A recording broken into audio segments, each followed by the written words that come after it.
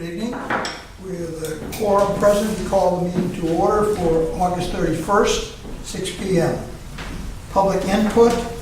There are no visitors with us, so we'll move right to the board meeting minutes. Entertain a motion for approval of the July 27th minutes. So moved. Second. Any comments, corrections, changes?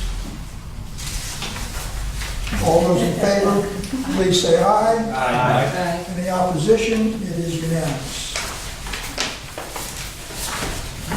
We have the executive session minutes on the 27th. We'll pass those out.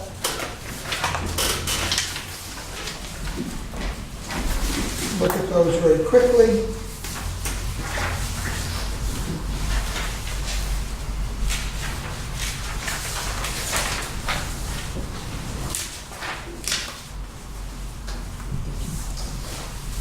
I entertain a motion to approve the July 27th executive session minutes. Move to approve. Second.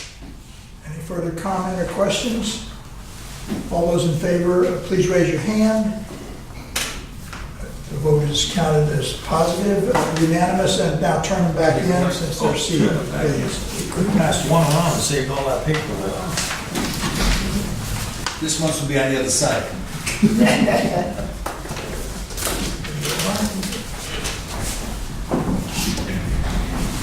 Okay, the New England Water Works Association Utility of the Year Award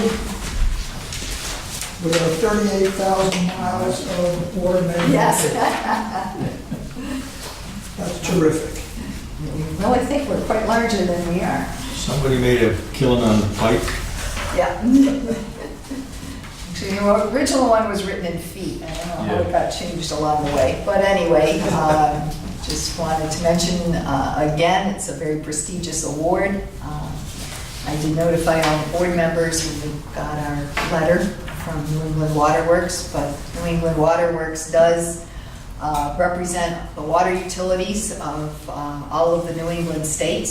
So there's quite a few of us. So be able to get this award in recognition by professionals in the industry is a very high compliment for the work that's been done in the organization. I had to make a list of everything we've done in the last few years, and I have to say I was quite impressed with it by the time we got done.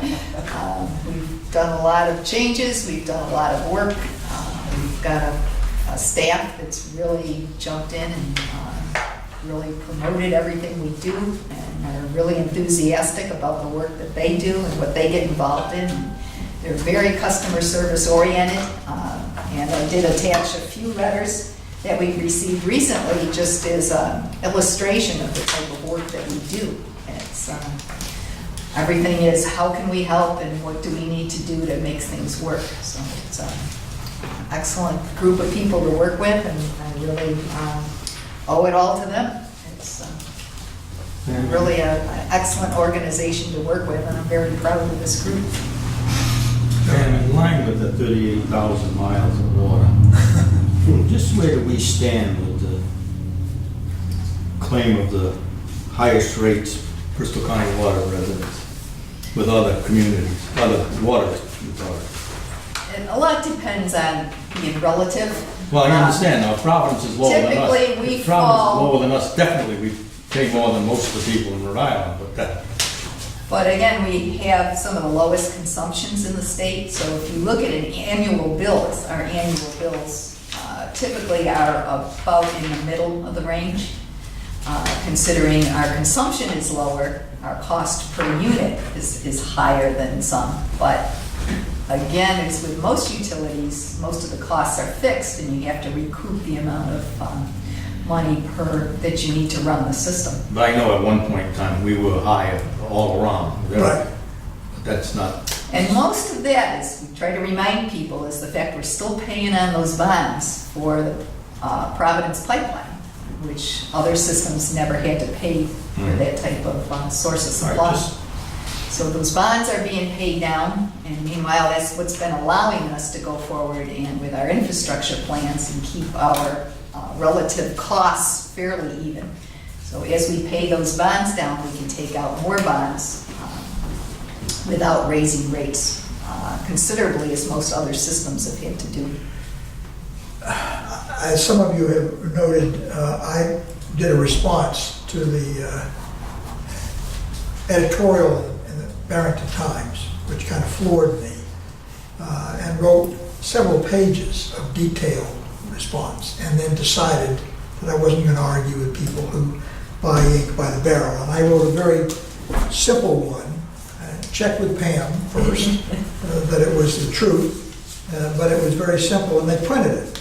And it said, with regard to editorial, where's the award for the ratepayers? Which was the head. I don't know if that was printed in any of the other. Yeah, Warren, Okay. it was in the Gazette. I said, the trophy given to our ratepayers in Bristol, Warren, and Barrington by the BCWA is the avoidance of and prevention to our water supply system of atrophy. A trophy. That's the trophy. So if you're quick with the words, I guess you get the point. If you're not, then we'll see if there are other letters to the editor or other editorials. I'm wondering if we need to respond regarding the 38,000 miles in any way, on a humorous way. Take it from the source. Or just should we let this whole thing just sort of quietly disappear until we have the award ceremony? You said that's going to be in November? Yes, we need to promote ourselves. Where will that be? That's at the Venus de Milo. Oh, It's yes. going to be at their annual meeting with Rhode Island Waterworks Association. So it'll be a part of the awards that they give out to other Okay. other awards they give out as well. I presume that the directors can go to that session? Certainly. Anybody's welcome that would like to come. Do we let you know, or? Yes, because when the registration is out, I'll send it out to everyone if they're Great. interested in going. And one thing I do want to mention is part of our list of accomplishments that started with the board and the strategic plan, because obviously we wouldn't be here if it wasn't for the board to begin with. The board was really interested in setting up some definite goals for the organization, most of which was all oriented towards becoming a model utility. And I think based on that fact and all the projects that we promoted and the board supported, really pushed us in that direction to becoming a model utility. It's really surprising when you start talking to other utilities in New England Waterworks Association and even in the National Association, how far we've gone and compared to other utilities. Some of the larger ones are ahead of us, but not many. And, I think with the whole interface with all of our technology, using our customer service system integrated with our Elements work order system is becoming an issue with a lot of utilities, but I think we're one of the early ones to be doing this and working with making it more useful That's for all great. of us too. So relative to that question, Pam, I think we should develop a grid for the board's understanding as well as for our ratepayers, showing what our rates are versus the other water utilities in the state. And if you want to show what portion of that is attributable to finishing paying off the bonds on the Cross Bay Pipeline, that's great. But I have no idea whether we're paying, $500 per year average ratepayer, and looking at it then by consumption, however 100 gallons or whatever measurement you want. I think we need to understand that. Usually I do a chart every year, but I I thought I didn't did get that I don't recall updated. seeing one last year. I didn't do it, I did last year, but I haven't updated it yet this year. Having said that, I think it's important that the ratepayers know that by using less water, doesn't mean that your bill is going to be lower. It doesn't equate to that because you still need X amount of dollars Right, the fixed costs are the same. every year. So And actually, what's happened is the reverse, because we still have larger pipes in the system. The water is being used less, we have more water quality issues. And so that's what we ended up putting mixing systems in the storage tanks. Right. We do more flushing programs now to keep the water moving in the system to keep it fresher. So all of that is adding costs to the operations, which we didn't have when we were using a lot more water. I'm not sure if we want to get into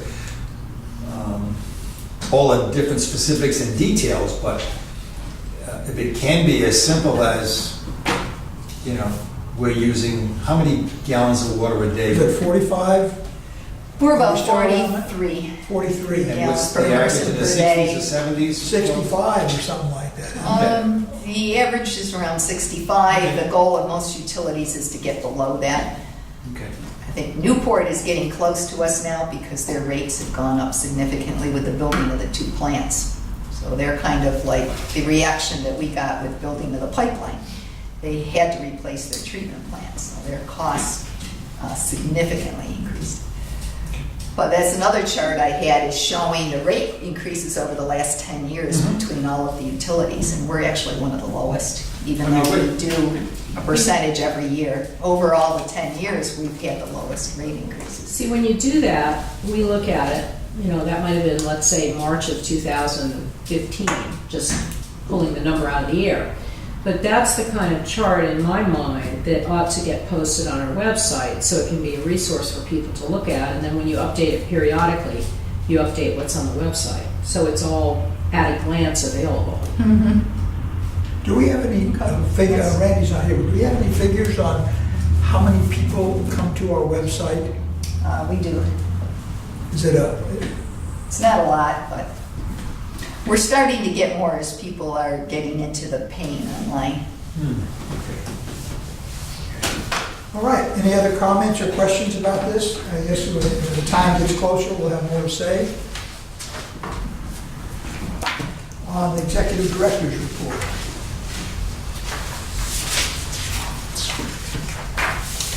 And yes, our production is still low. Well, we did plan on a lower production this year over last year. Didn't plan quite as much because of the rains we've had all summer long. We bounced up a little bit more this month because it had been somewhat drier. But I think overall our budget will probably come out fairly even. Our expenses are down, so we're definitely in the black and shouldn't have any problem staying there for the rest of the year. But we do be extra careful with expenditures, and anything major we certainly try to put off towards the end of the year just to make sure. On the bonds, we were going to do a bond towards the end of this year because we thought we would have been further along with a number of the projects. But we're finishing up some of the major projects like the Nettie Road Pump Station, and the cleaning and lining projects will finish up the TD bank bonds. And we'll actually, with the Water Street project, was supposed to be paid out of the new bond, but as we held off on the meter installations, we'll use those funds to pay for Water Street, and we'll finance the some other projects into next year's bond. So we're looking at probably not going till next year, maybe summer next year for a new bond, as we can. We have enough money to finance any projects we're finishing up right now and starting in the spring. So we're doing a refinance, a reimbursement resolution.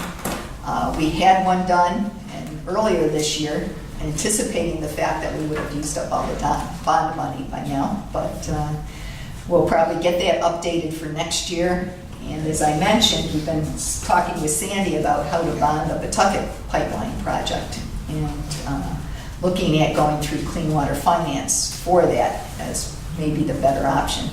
Although maybe phase one, we might want to use a private bond, but we'll look at the different costs of issuance and the benefits to us going either way. The other issue, of course, is the fact that the surcharge funds, if we're delinquent in surcharge funds, we're not eligible for Rhode Island Infrastructure Bank loans. So we may have to do something about trying to resolve that before we decide if we're going to go in that direction. So So How much how much have we saved to date? We're around 250 Out of 700. out of about 700. Well, at least we're getting the money. At least we have the money. The other way we wouldn't. Yep. But that will start to affect us if we want to do any bonding through the state loan program. All right. It's not an immediate concern, but it's maybe something to start thinking about. The Upper Kickamuit Dam, as I mentioned, we did get results on the soil samples that were relatively positive, so we're going to look into moving forward with that. We're meeting with a committee next week, and we'll have our consultant do a presentation on what the soil samples mean and then what the steps we would need to take to go forward. And Bill is our representative from the board on that committee, as well as town members and some of the River Council personnel. Excuse me, we say the soil samples were positive. What is that? Positive as far as they didn't suggest significant contaminants that we would be of concern. The issue is, of course, if we were to remove the dam or lower the dam, would there be any transmission of soils downstream that might possibly be contaminated? So all that has to be investigated before we go any further. At this stage, it looks like we can take the next steps. But it's a long process, especially when the DEM is involved. Right, I understand.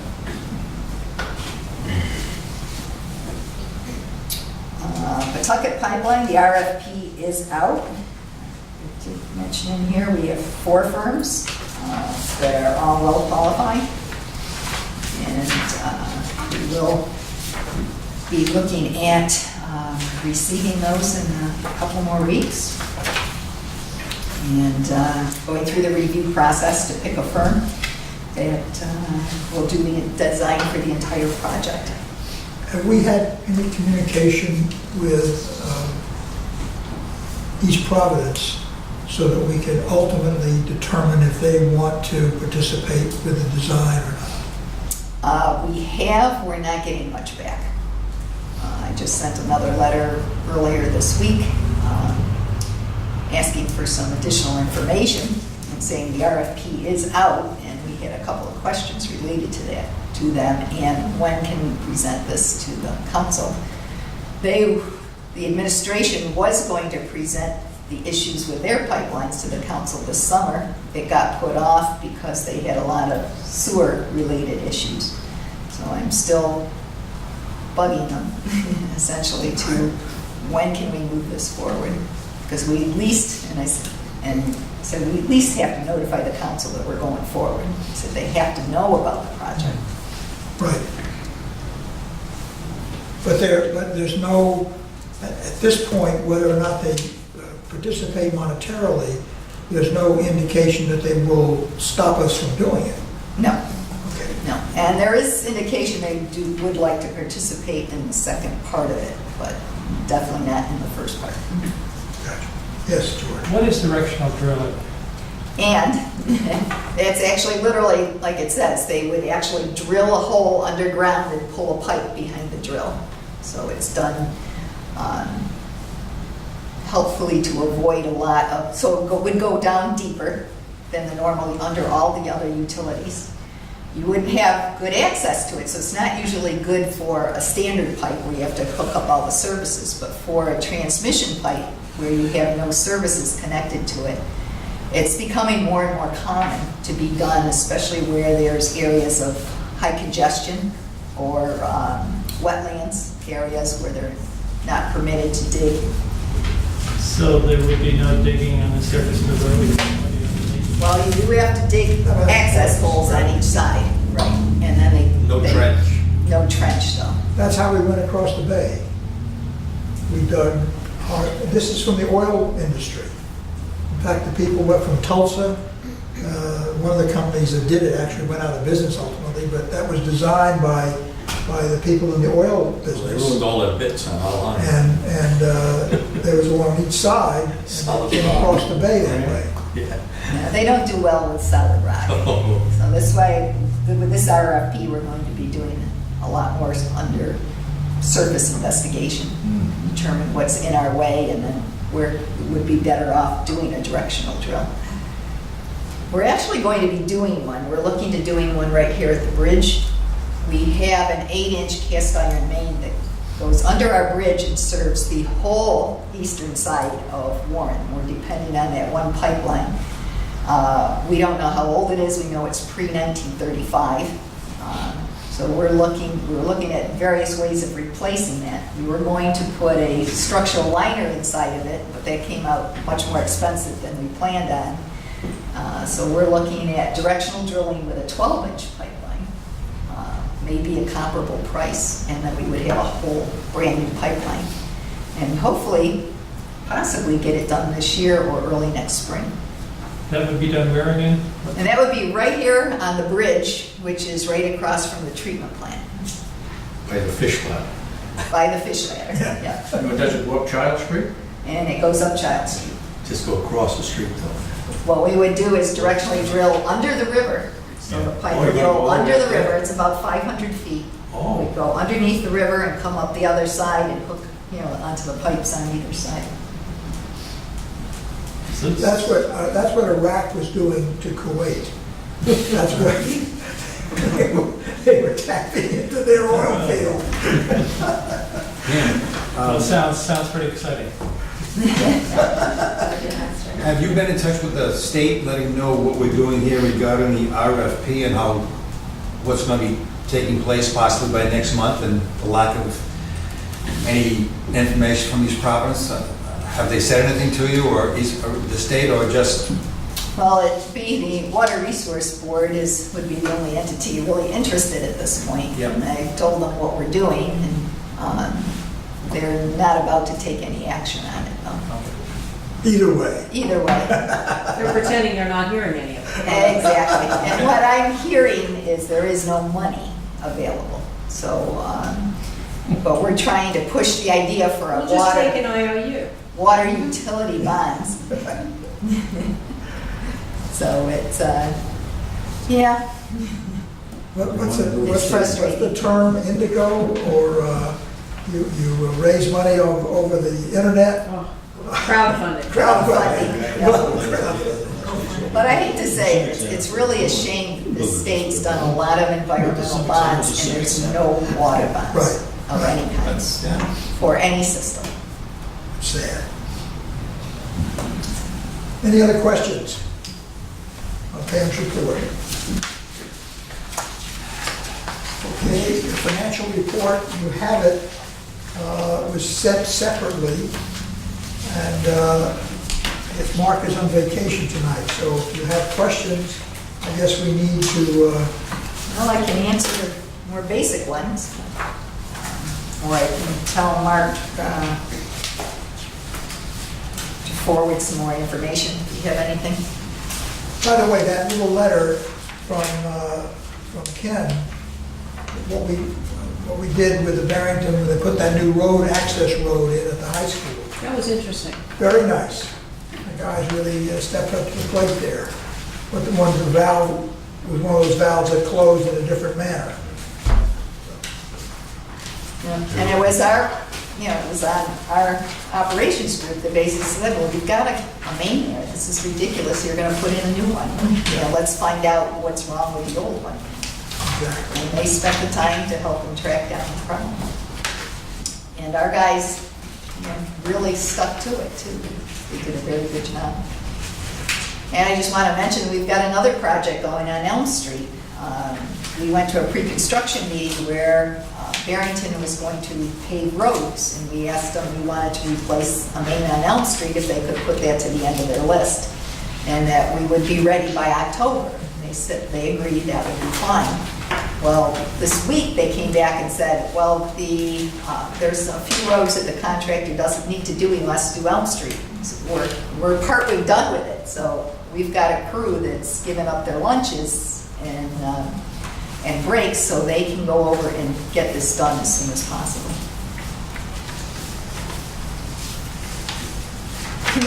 profit and loss statement just for 1 second? Sure. Yeah, just talk through it. Sure. So July to July, page 4.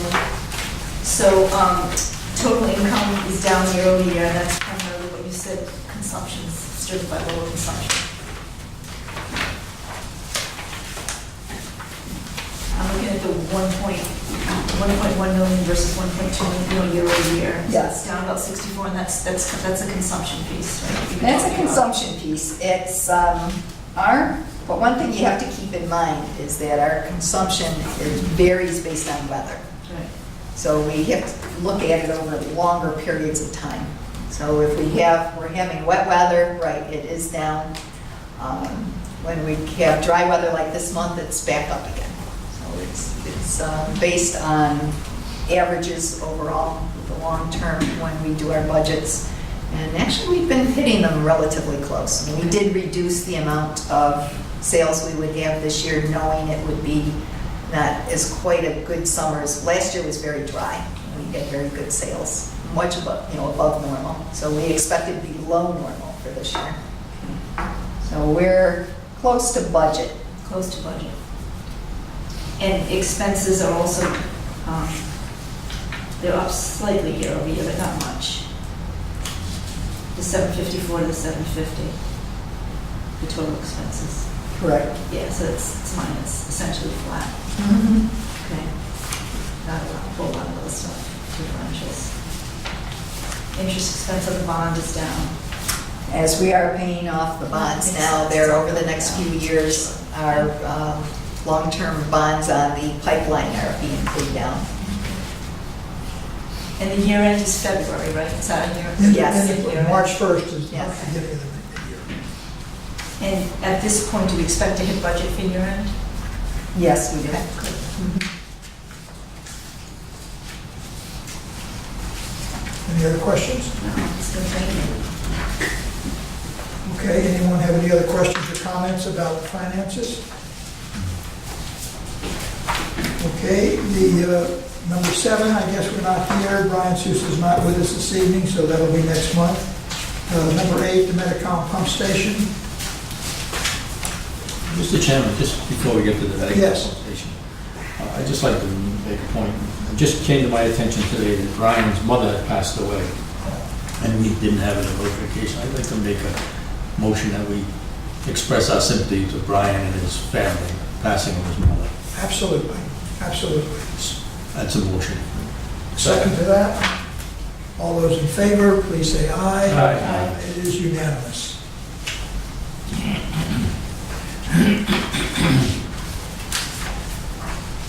Metacom pump station, we've discussed this one before.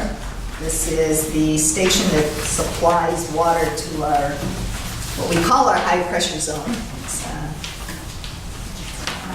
about 30 pounds higher than the rest than our average system, but in order to supply the higher elevations in Bristol, we need to provide a higher pressure zone. We still have areas of Bristol that are on the lower side, so we've been looking to expand that district. That was part of the board's program long before I came, was to increase the pressure zone. So the existing pump station is small. It only serves a small area, so we really can't go any further with expansion until we replace it with a larger pump station.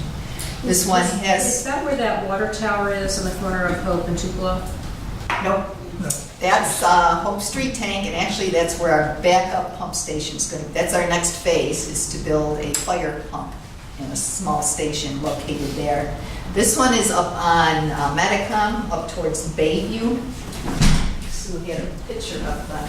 But we have our tank there. Pressure zone where you take a shower. We have both tanks there. One is the lower elevation tank that serves most of our system. And then we have a small elevated tank that serves the higher pressure section. And what we're doing is we're redoing a lot of the piping through here and how the water flows into and out of the tanks and into and out of this tank and the pump station. So it's a bit of the cost has gotten involved in rearranging all of our piping that we have in the yards. yards there. There's a lot of old piping. It used to be a different type of system a long time ago, and the piping got left in the ground, so all that's got to be removed. So there's some additional costs that, and ended up making the project a little more expensive than we had planned on. But it will give us a very redundant system and much more reliable, and it will allow us to expand the system. I included a map of what the area we serve now. This pump station is in the blue. With the new pump station, we can add it on to the green section right away. But except for the fact we need, you can see the proposed pump stations at the left bottom corner of the green is, this whole area in the section around Broad Common Road is all high industrial, and they need high flows for fire service. So once we build the fire pump station, we can expand this high pressure district. And actually from there, when we start making more connections with water mains, we can expand that area even a bit further. How is the pressure in that blue area right now? The blue area is where we serve now. That runs around in the 40s to 50s on the high pressure side. And what's it gonna be in the green area? The green right now runs probably in the 30s to 40s, And that's gonna be brought and up? that'll be brought up. A lot of these places have their own pumps. We Which understand. they- Alan and I are well aware of the pressure we took from people, and we gave them our word that no matter what we did, any other expansions or anything, we're gonna still concentrate on taking care of their problem. I'm glad to see that something's been done to help those people. That's one of the big bones of contention, the people with their private booster pumps and. It's an unusual situation because the elevations there, they were allowed to expand into those areas. And of course, the towns wanted the development, but allowing individuals to put in pumps is usually, it's very unusual circumstances because it's very hard to control. And so what we're trying to do is try to get as much as is reasonable for expansion of the zone. Is this part of the original projection of like $6.8 million to rectify that entire system? Is that, this is a piece of it? Part of it, it's a piece of it. Okay. Yeah. Okay. And Because of that course was, that- remember, 5.8 That to study $6 million was what the cost of that, fixing everything Right. was going to We be. realized that was a lot of years ago. Yes, yes. As long as something's being done. We've come up with some shortcuts to that. It's like, say, doing sections. We did the one section on Medicom. We can do another small section, the next green one, going from green to blue, and catch this whole back area without putting a water main in Medicom, which is extremely expensive. So there will be some people left on Medicom that will not, for now, be included in that higher pressure zone. But we can feed a much larger area for a much lower cost by using the mains going back through the industrial area. And So we've been trying to, work it as best we can for the best bang for the buck, so to speak. help me understand this. If we were replacing the Medicam Avenue pump, okay, pump station, will that increase the pressure in the green area after that? Or does Nope. that require the replacement of the proposed Hope Street pump station in order to get better pressure in this green zone? Well, see, what happens is the tank actually sets the high elevation tank sets the pressure for whatever we supply from that tank. The pump station is needed for the volume of water. Okay. So the tank will still set the pressure. Right now, this whole green zone is fed off the lower tank. It's a lower. The lower tank The at lower Medica. tank at Medicom, Yeah. feeds all of this area, all of our areas except for the blue. So what we would do is connect the mains. We would have to build a new water main, just going for this one piece from the blue to the cross piece in Medicom. We build that next section, and we can include all of these pipes are already all interconnected. We can include this whole area, Just by connecting that just by one connecting main that one on main. Medicam? Yeah. And the proposed Hope Street pump station, Well, in order to, the problem with using this whole back section off of Broad Common is the fact that that's all high industrial, high fire demand. Right. We can't supply that out of that small tank, the high pressure tank. What we would do is pump out of the 12-inch main and the Hope Street tank to provide that fire flow. And when was the Hope Street pump? be put? And that's our next project. We will be looking to put that out to design once we get started on the. You have to put that in before you do the main on Metacom? Yes, Okay. so we're trying to phase it in. I just. Yeah, you know, I had many of the same questions. So to me, having some sort of a one-pager, this is the whole project. This is phase 1, phase 2, phase 3. This is the timing, this is the projected cost, and these are the additional high-pressure pipes that will be activated. It would be a good way to explain it, I think. Okay. Because I was lost looking at this. Pam, did we have an engineering firm maybe 3-4 years ago design something for this? And I remember Frank saying, don't let the plans sit on the shelf in the office. That was before I came, which Okay. is now well over 5 years ago. They weren't And really. Liz Parr, who is actually Yes. doing the design with us Yes, now yeah. as well. So is any of that a part of this, or I'm not sure if you get a chance to look at that, or? Yes, we did.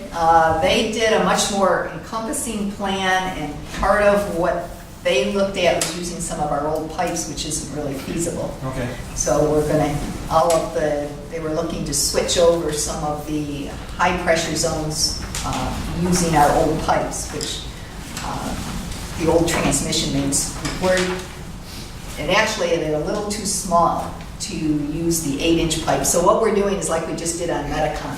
We're pulling out the old 8-inch asbestos concrete mains and replacing it with a new 12-inch main for the higher pressure side. Okay. And I think And maintaining the older 12-inch mains for the low pressure. I think there was a projected cost, we're talking 5 years ago, like $6 to $7 million. Is that what we're talking about here at a greater cost? Well, for right now, we're trying to stay within that. It depends how far we want to keep going. So right now, this is where we're looking to get to over the next few years, is to serve the blue and the green areas. But it's The still... next steps would be more costly, and then we have to look at where do we want to spend the money.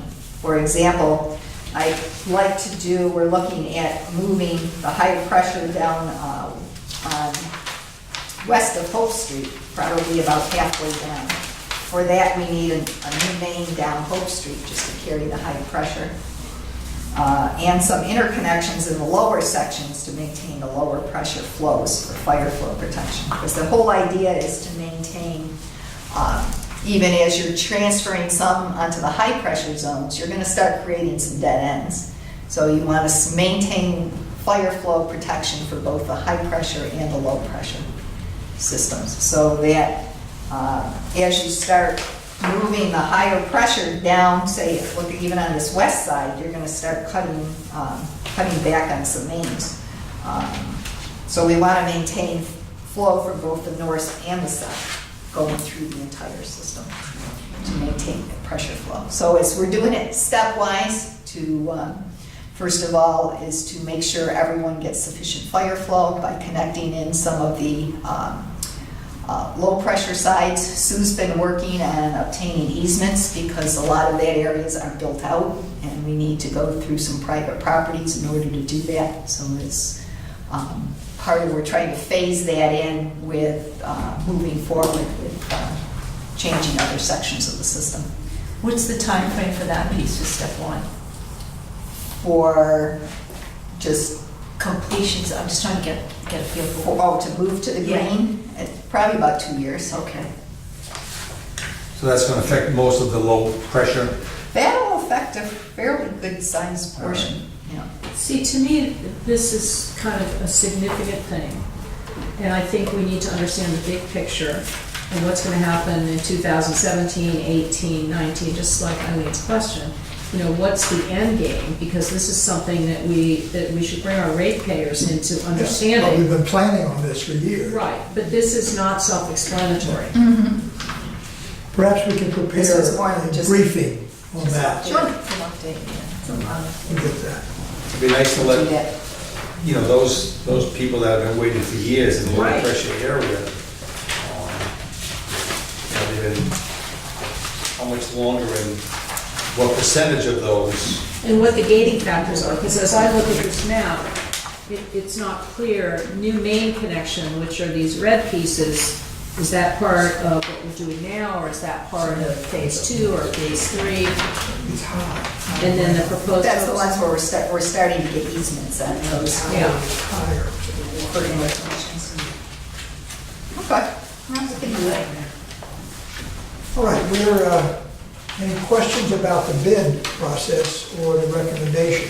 Because we can now take that first step by your vote. Because this is over $500,000, we need 6 votes, and we need at least 1 vote from each of the communities served. So, am I right, Joe? That's our process? Yeah, what is this on? Since we're, No. This is on the no, but Medicom pump what's station the, 1 point, and the recommendations. 1.792. 1.7? the total Yes. project is $2.3 million. Yes. And the contract, I guess we need 2 votes, or you want this in the form of 1 vote? Not to exceed, is that what? Well, Well, I'd like to do the 1 vote for the award to the Hart Engineering. And then the second vote? For For the contingency? overall project cost. Okay, very good.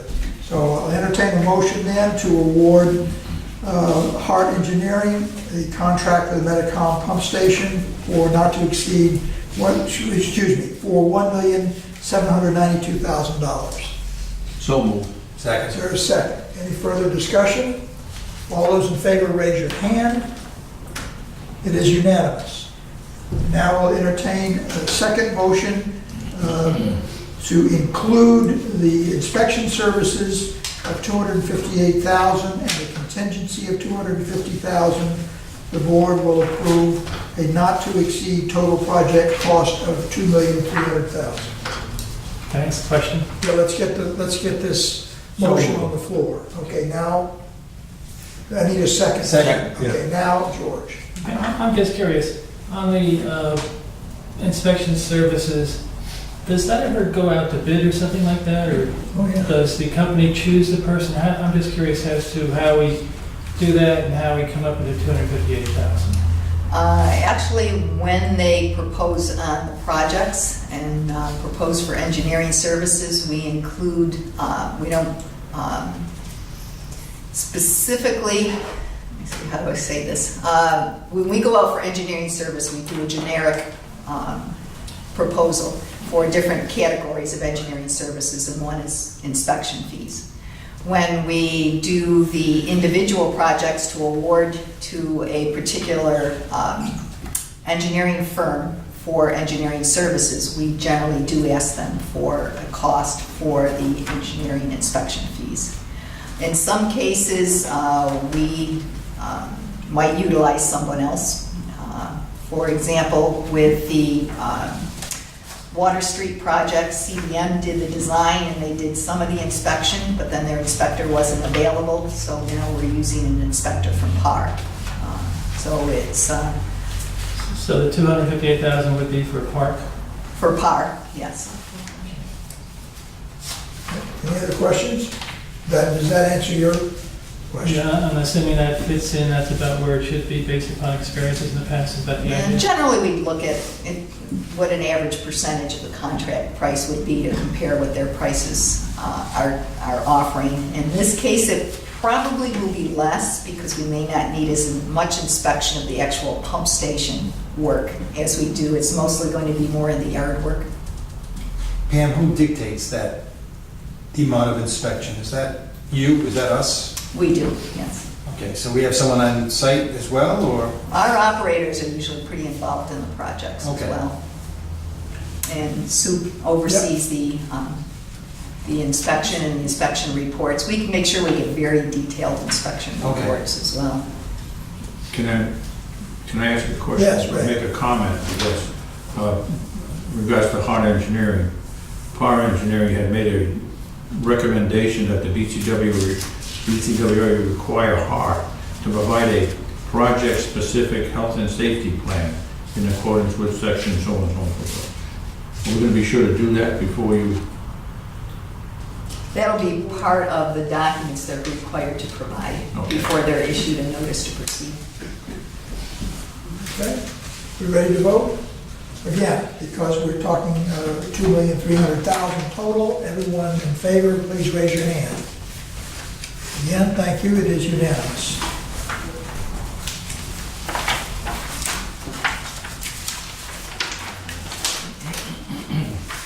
The committees, we're almost ready to appoint the committees. You said there's interviewing going on now from Bristol, so we may have someone coming on the board from Bristol. So we'll deal with that next month. Quarterly write-offs, information only. And now I guess we're going to go into executive session. We have our next meeting. We have a one-topic meeting for September 14th. And our monthly meeting will be September 28th. So we're going to go into executive session for 2 items. And afterward, we will return to open session, take no further action. Am I correct at that point? No further action, except to close the meeting, seal the minutes and close the meeting. So with that in mind, entertain a motion to discuss pilot under our Rhode Island General Law 4246.5 That should be A7 -5. okay. And North Farms pursuant to 4246-5 That 2. should be I need a formal motion on that, a second. And because we're going into executive session, we have to show of hands going into executive session, and the time is 11 minutes to 7.